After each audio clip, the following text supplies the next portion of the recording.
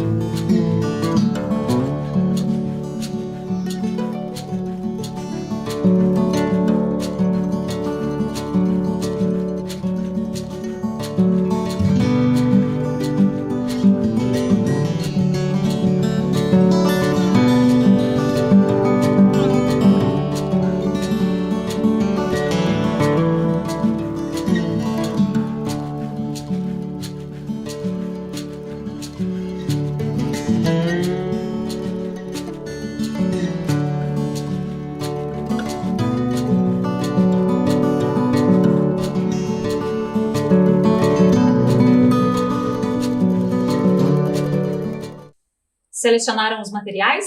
Então, vamos continuar. Como eu falei para vocês, a partir de agora nós teremos uma série de videoaulas que vão abordar as propostas do programa Linhas do Conhecimento.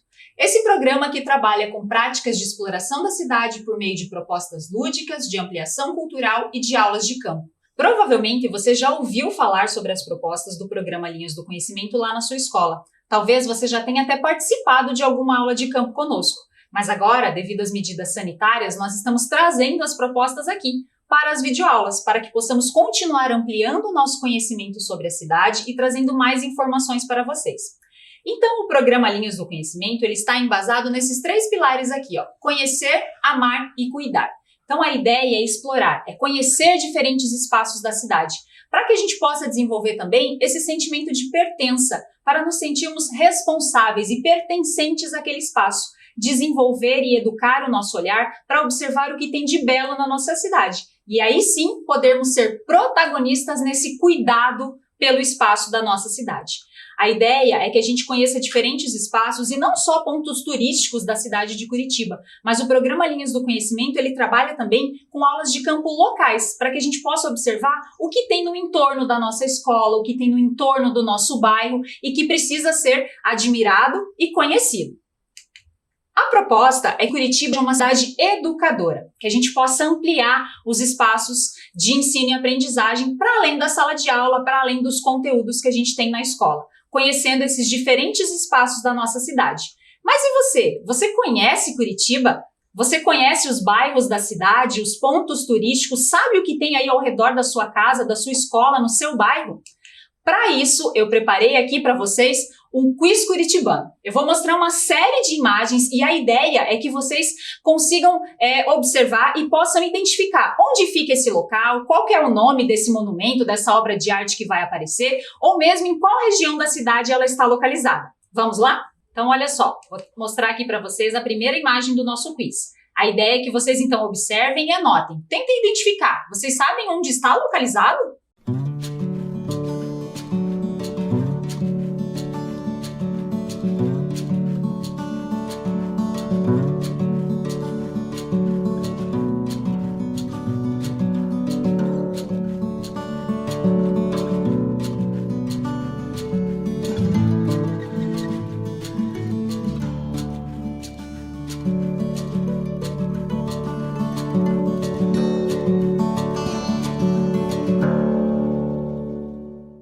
Próxima imagem do nosso quiz de hoje. Anotem aí, número 2, e tentem identificar onde está localizada aqui essa imagem. Será que você sabe?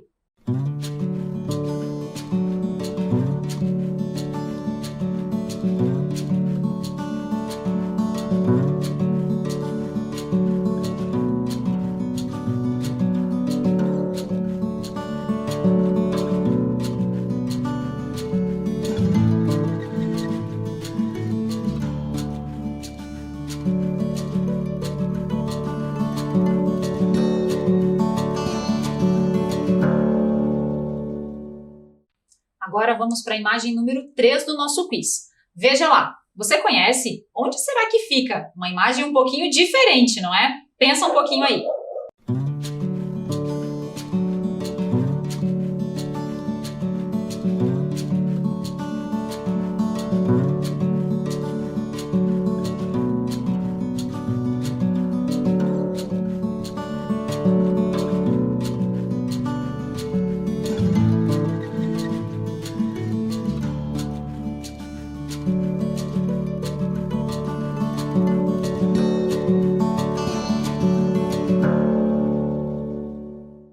Penúltima imagem do nosso quiz. Deem uma olhadinha e tentem identificar esse espaço. Você conhece?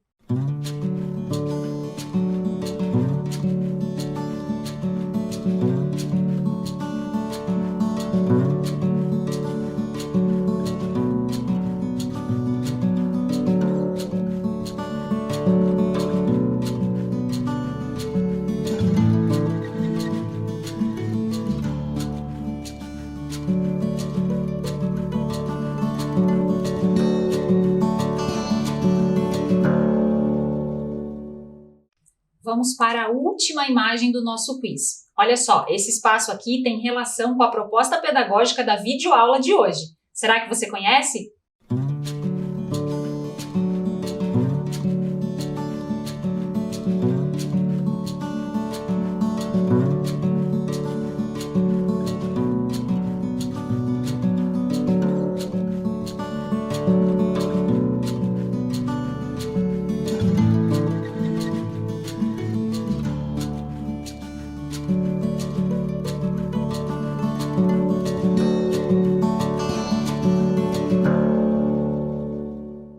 Agora vamos conferir o nosso quiz curitibano. Quantos espaços você conseguiu identificar?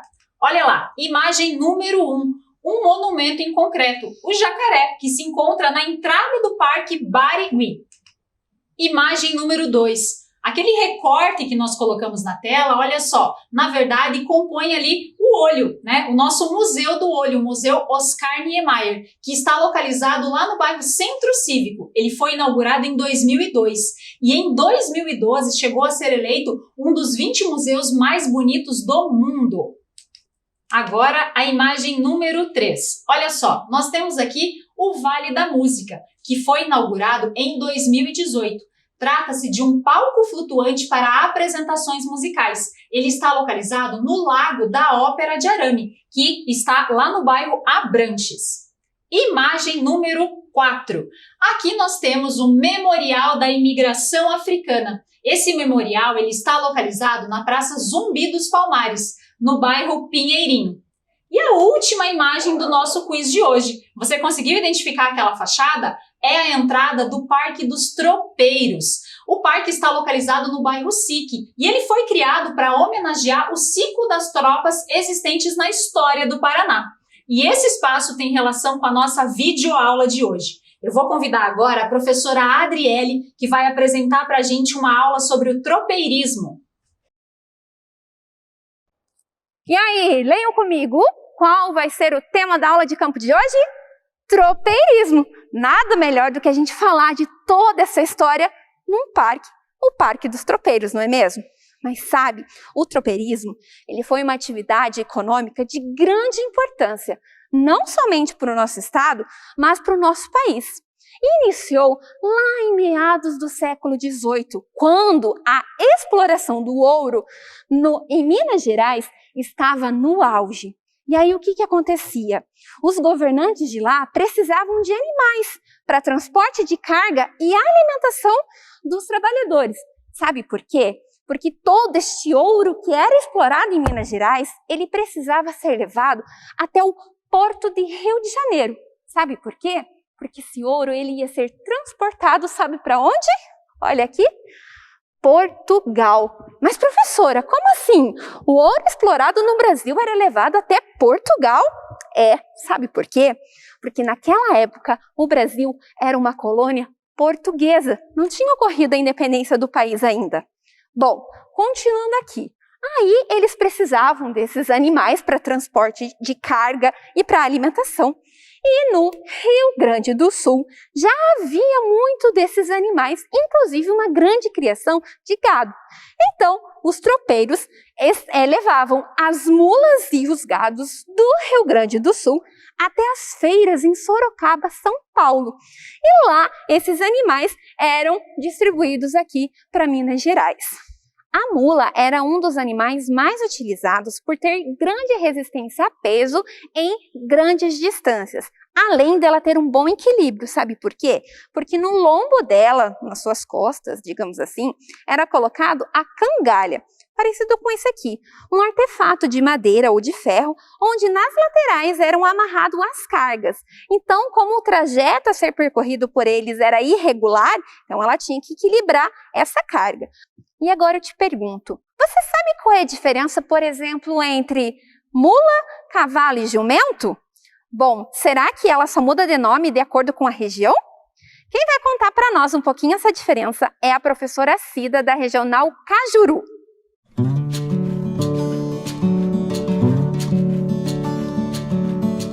Deixa comigo, professora! Vamos tirar todas as dúvidas sobre essas diferenças.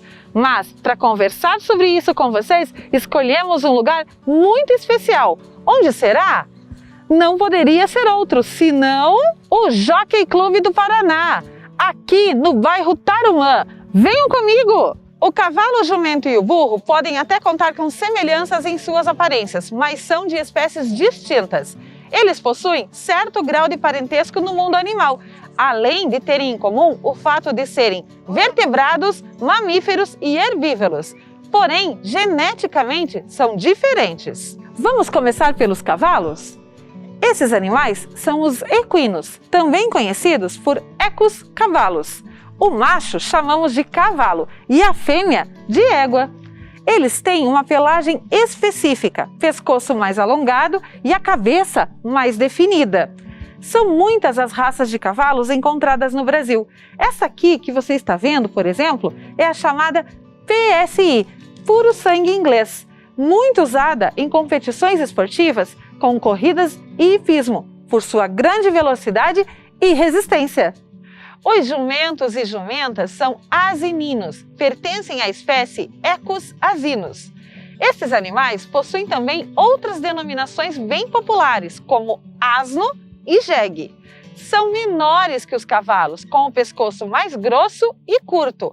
Os pelos formam uma cruz na linha dorsal. Outra característica da espécie é que o jumento é mais peludo e tem várias formas de pelagem, acinzentada, branca e preta, que são mais compridas que as do cavalo ou das mulas. Uma diferença bem visível são as orelhas. Os jumentos possuem a maior entre as 3 espécies.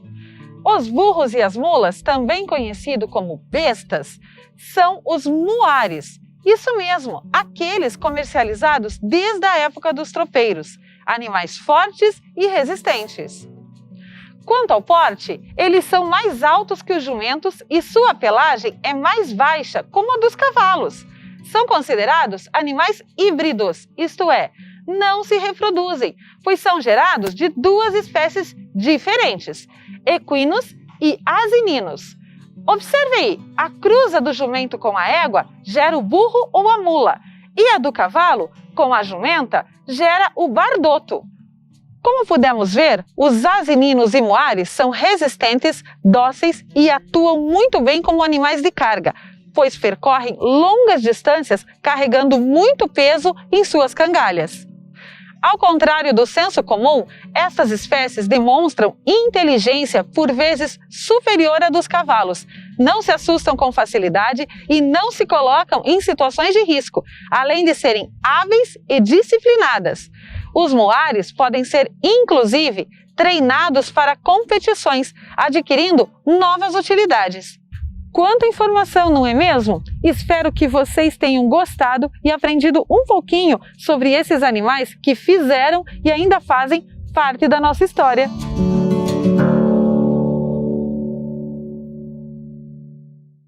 Bom, voltando à questão do tropeirismo, naquela época, os animais eram criados aqui no Rio Grande do Sul, uma região que também já produzia muito gado. Por esse motivo, foi criado aqui a Estrada Real, ou Estrada de Viamão, que era o trajeto de Rio Grande do Sul até as feiras de Sorocaba. Mas, por volta de 1731, este homem aqui, o Cristóvão Pereira de Abreu, ele refez esse caminho fazendo um desvio.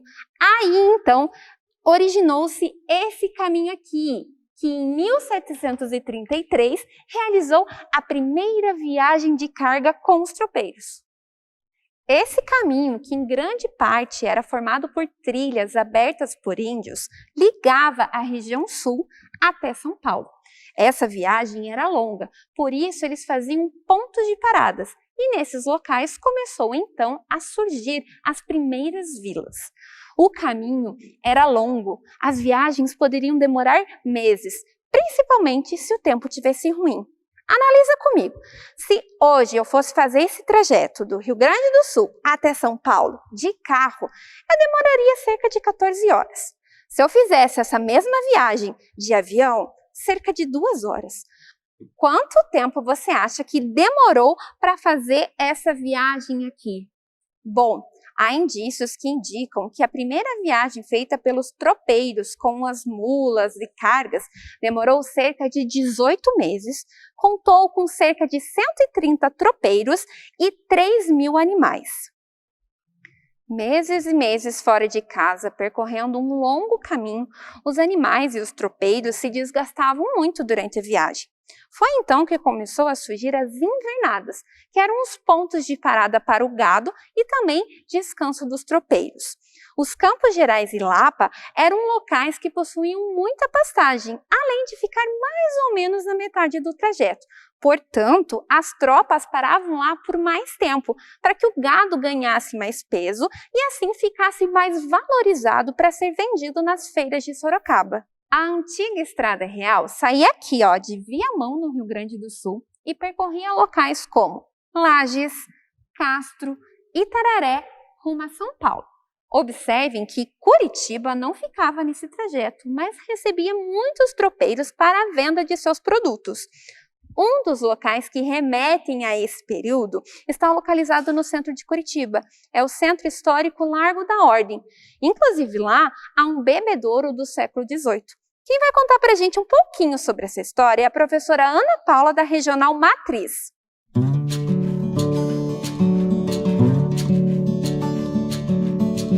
Olá, Estou aqui no Largo da Ordem, que fica no centro da cidade, e você provavelmente já passou por aqui.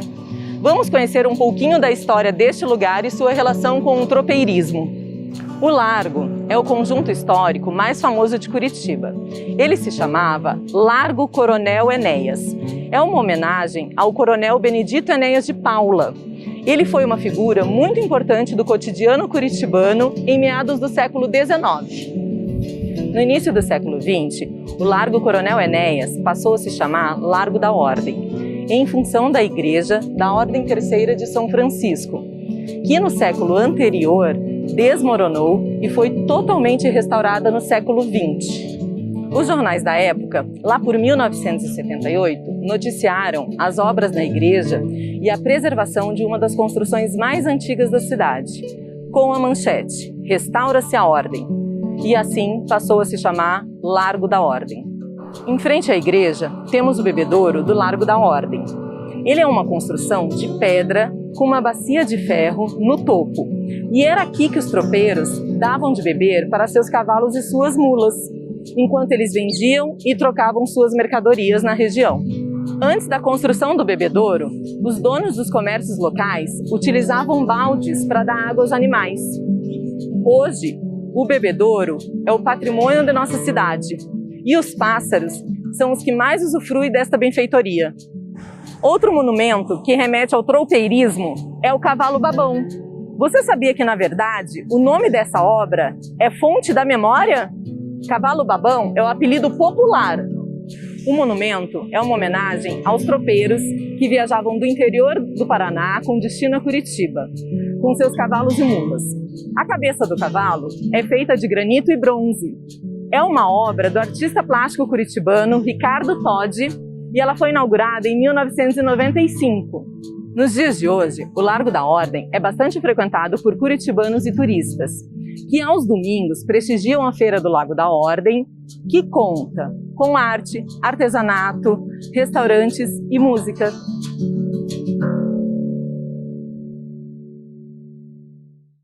O ciclo dos tropeiros terminou no início do século passado com a construção das ferrovias e mais tarde das rodovias, mas nos deixou uma herança cultural incrível. Você sabia que tem bairros aqui de Curitiba que têm os seus nomes originários do período do tropeirismo? Será que você mora em algum desses bairros? Já ouviu falar do bairro Portão? E Fazendinha? Bom, convido agora a professora Denise, da Regional Portão, e a professora Eli Fabiani, da Regional Bairro Novo, para nos contar essa história.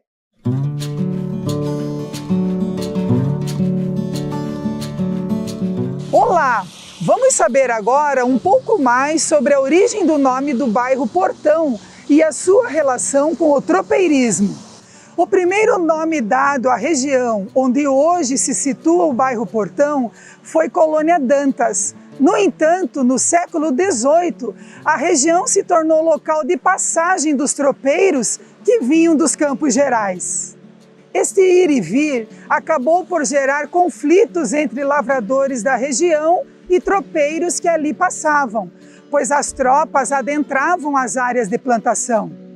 A fim de resolver o problema, foram instaladas cercas e portões ao redor das plantações, para evitar que os animais em trânsito adentrassem as propriedades. A passagem e o comércio de animais também levou à instalação de um posto de fiscalização na região, que ficou conhecido como Caminho do Portão.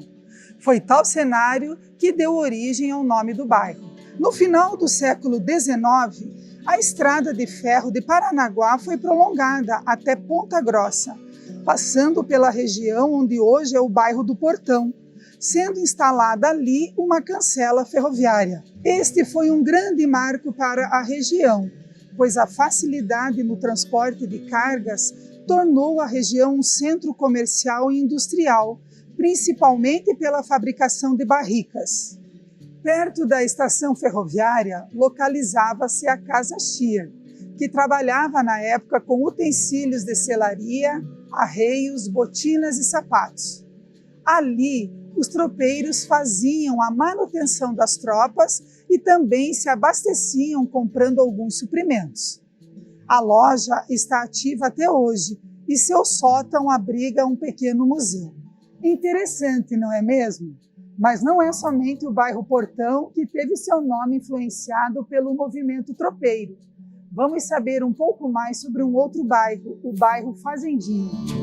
Olá, tudo bem? Estou aqui no Bosque Fazendinha para contar para vocês um pouquinho da história do bairro Fazendinha. O bairro Fazendinha faz divisa com os bairros Cidade Industrial, Campo Comprido, Santa Quitéria, Portão e Novo Mundo. Existem duas histórias que contam a origem do nome deste bairro. Uma delas envolve a família Clentes, que tinha sua propriedade bem aqui, onde hoje é o Bosque Fazendinha. A família do senhor Francisco Clentes e da sua esposa Berta criaram seus filhos em uma casa em estilo neoclássico, que hoje conhecemos como a Casa Clentes. Eles criavam cavalos e vacas leiteiras em sua propriedade. O senhor Francisco Clentes também instalou uma olaria para a fabricação de tijolos e telhas, que atraiu muita gente para esta região. Algumas pessoas contam que a origem do nome do bairro deve-se ao fato de que o senhor Francisco costumava se referir à sua chácara como fazendinha. No entanto, uma outra versão conta que o nome do bairro Fazendinha originou-se porque antigamente existia uma trilha muito utilizada pelos tropeiros, que unia a estrada de São José dos Pinhais à dos Campos Gerais e facilitava a trajetória do gado e das tropas que desciam para o litoral. Tratava-se do conhecido atalho da Fazendinha. Assim, sempre que os tropeiros queriam se referir à região, tratavam-na como Fazendinha, o que originou posteriormente o nome do bairro.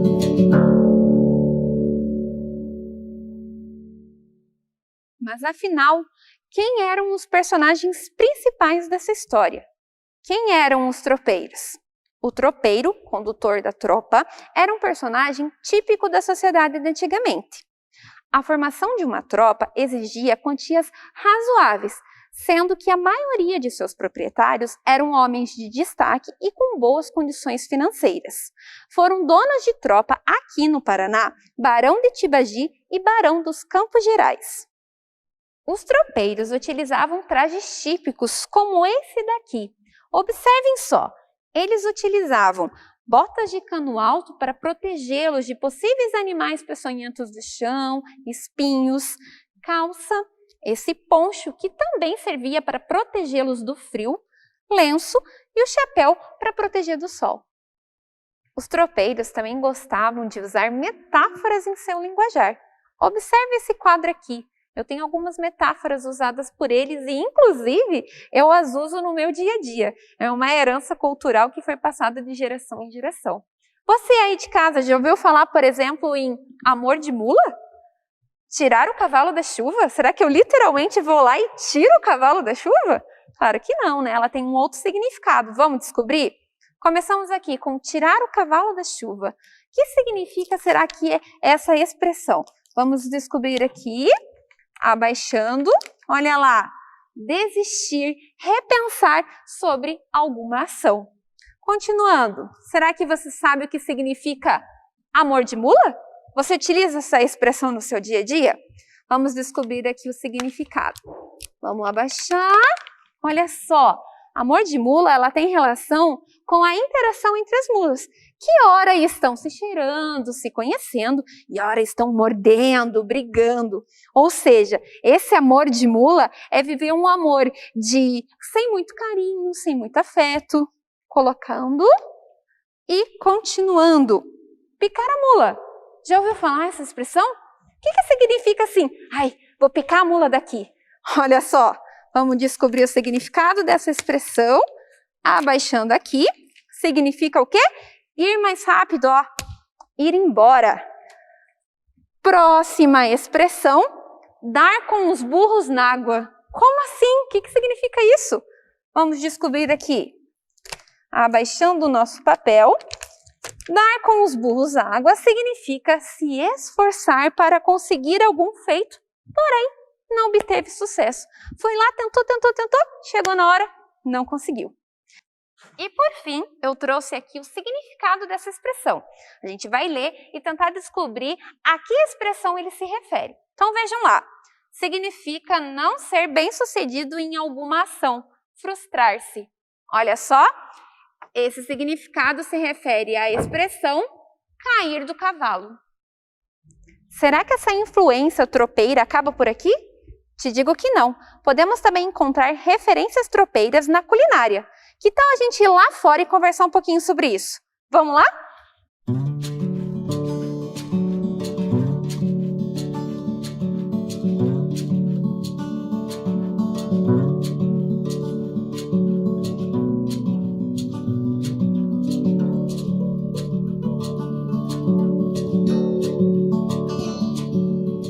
Bom, pessoal, os tropeiros tinham uma vida muito dura e variável em todos os sentidos. O fato deles terem que viajar durante meses fazia necessário o uso de soluções simples, rápidas e práticas para tudo, incluindo na comida. A comida dos tropeiros, apesar de ser simples, tinha muita substância devido ao trabalho pesado.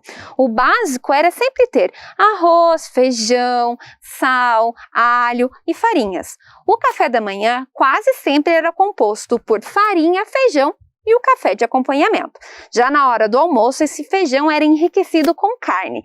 Essa é a tradição, inclusive, que deu origem ao famoso feijão tropeiro. O chimarrão também fez parte da cultura tropeira. O mate amargo, como também é conhecido, apesar de ter origem dos índios guaranis, se fez presente no dia a dia deles. No Brasil, há festas que trazem o resgate dessa tradição tropeira. Inclusive, aqui em Curitiba, já ocorreram 2 edições da tradicional festa Queima de Alho, festa esta organizada por um neto de tropeiro. Convido agora as professoras Isis e Andressa da Regional Boa Vista para trazer essas informações para a gente.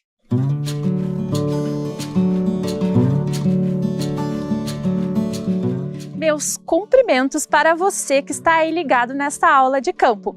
Eu sou a professora Andressa e quem está aqui comigo é a professora Isis. Nós estamos muito felizes em fazer parte desta tropeada.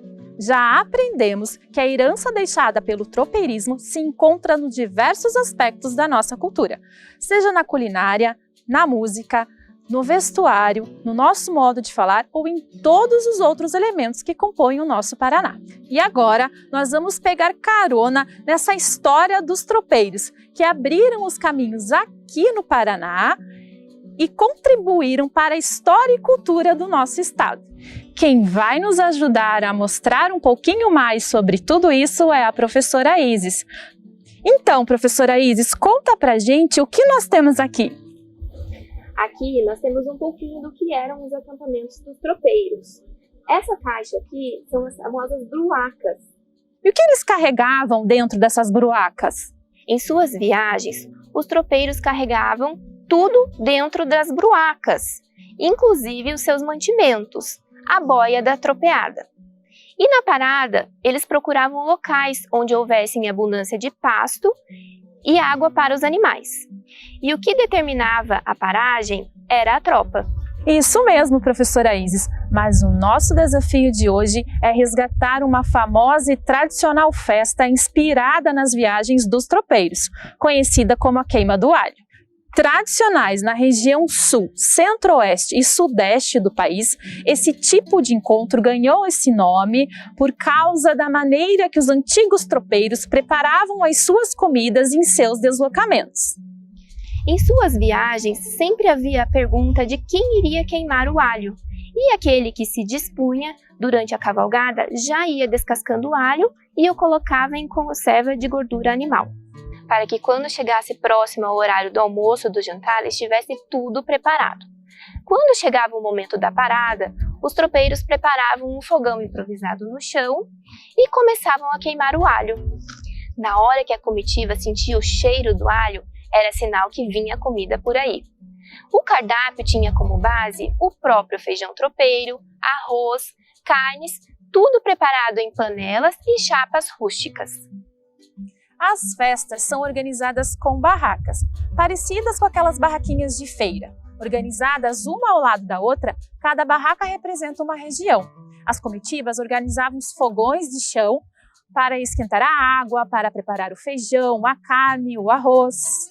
E fiquem sabendo que existem várias cidades que preservam essa tradição e se deslocam em comitivas para participar desse delicioso encontro. Algumas dessas cidades se organizam em um circuito com 26 municípios e que se revezam para a celebração deste costume bem ao modo caipira. As festas não possuem fins lucrativos. Os encontros são sempre abertos aos moradores da cidade em que a festa é realizada. Há também um lado social, onde as pessoas levam alimentos não perecíveis para serem doados a entidades beneficentes selecionadas pelos organizadores da festa. Uma das festas mais famosas é a festa do Peão de Barretos. E quando o berrante toca, pode saber que a comida já está pronta e então é só se servir.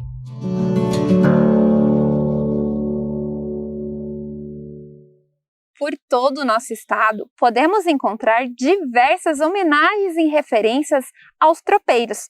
Afinal de contas, o tropeirismo foi de suma importância para o desenvolvimento do nosso estado. Na cidade da Lapa, nós podemos encontrar um painel que faz homenagem aos tropeiros e foi produzido pelo curitibano Poti Lazarotto. Vamos então aqui montar este painel. Olha só, será que de repente já teve a oportunidade de ver? Ele está localizado lá na entrada da Lapa. Olha só, e faz a homenagem aos tropeiros. Poti Lazarotto também tem outros painéis espalhados pelo nosso estado. Em Curitiba, lá no Largo da Ordem, podemos encontrar um painel que faz homenagem aos tropeiros. Convido agora as professoras Analine e Elizabeth da Regional Boqueirão para nos contar um pouquinho sobre esse curitibano e o painel.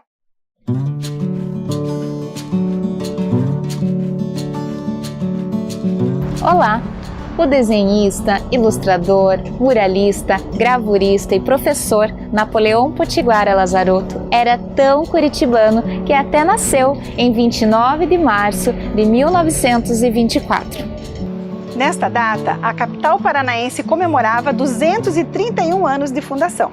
Descendente de italianos, Poti começou a desenhar ainda criança e aos 14 anos já produziu uma tirinha de histórias em quadrinhos para o jornal Diário da Tarde. Uma das paixões do artista, ele chegou até a criar um super-herói chamado Haroldo, o Homem Relâmpago. Ao caminharmos pelas ruas de Curitiba, é possível observar os mais de 40 murais públicos assinados por ele. Em 1945, Poti se formou na Escola Nacional de Belas Artes e em 1946 recebeu bolsa de estudos do governo francês para se aperfeiçoar em Paris. Além das inúmeras mostras no Brasil, o paranaense realizou exposições em Bruxelas e em Londres em 1968 e em Washington em 1969. Localizado aqui no coração do Centro Histórico de Curitiba, em frente ao memorial, está o painel Tropeiro. Assim como grande parte do trabalho do artista, esta obra também tem como base a história e a cultura local. O painel retrata a passagem dos tropeiros e suas tropas de mulas por Curitiba, apresentando conhecidos símbolos e espaços curitibanos como a Fonte do Largo da Ordem, a Igreja da Ordem, o Pinheiro do Paraná. Destaca-se a figura central do tropeiro, que aparenta observar o espectador com os olhos para o futuro e o passado. Em agosto de 2014, algumas de suas obras foram tombadas pelo Conselho Estadual do Patrimônio Histórico e Artístico e reconhecidas como Patrimônio Cultural do Paraná. As obras com este reconhecimento são as localizadas em áreas públicas, como os painéis do Palácio Iguaçu e do Teatro Guaíra. Poti Lazarotto morreu em 1998 aos 74 anos, deixando muito da alma curitibana em todos os seus traços.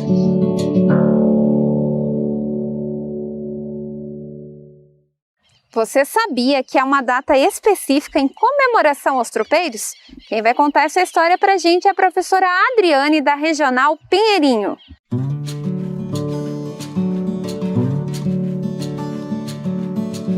Olá, tudo bem com vocês? Como vimos, Os tropeiros nos deixaram uma herança histórica, econômica e cultural muito importante. Foram responsáveis pelo desenvolvimento de várias cidades no percurso dos estados pelos quais passaram. Partiram do Rio Grande do Sul em tropas, transportando gado e mercadorias para abastecer outras regiões do país, originando daí o nome tropeiros. Nesses percursos foram escrevendo história, abrindo caminhos, gerando riquezas e tradições culturais, tanto na maneira de vestir, necessária para enfrentar os desafios do tempo, como na culinária e nos saberes que compartilhavam nos lugares e com as pessoas que encontravam.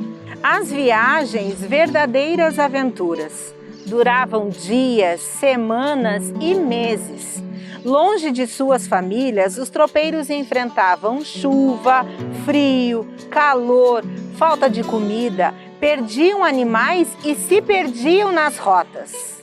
Foram responsáveis pelo surgimento de vários povoados, movimentaram a economia do país, conectaram cidades e difundiram saberes e a cultura brasileira. Devido a toda a importância histórica, econômica e cultural dos tropeiros, foi instituído o Dia do Tropeiro. No Paraná, em 2004, a Lei número 14.356 instituiu a primeira semana do mês de outubro como sendo a Semana do Tropeiro e o dia 5 de outubro como Dia do Tropeiro. No entanto, em 2019, a Lei número 19.992 fez alterações na lei anterior, instituindo o dia 26 de abril como Dia do Tropeiro e a última semana do mês de abril como a Semana do Tropeiro. O Dia do Tropeiro é comemorado com uma intensa programação festiva que envolve confraternização, missa tropeira, apresentações artísticas relacionadas ao tropeirismo e também tropeadas, que é o barulho provocado pela marcha dos animais. Interessante e merecida homenagem, não é mesmo? Afinal, os tropeiros tiveram grande importância histórica, econômica e cultural para o nosso estado e todo o país.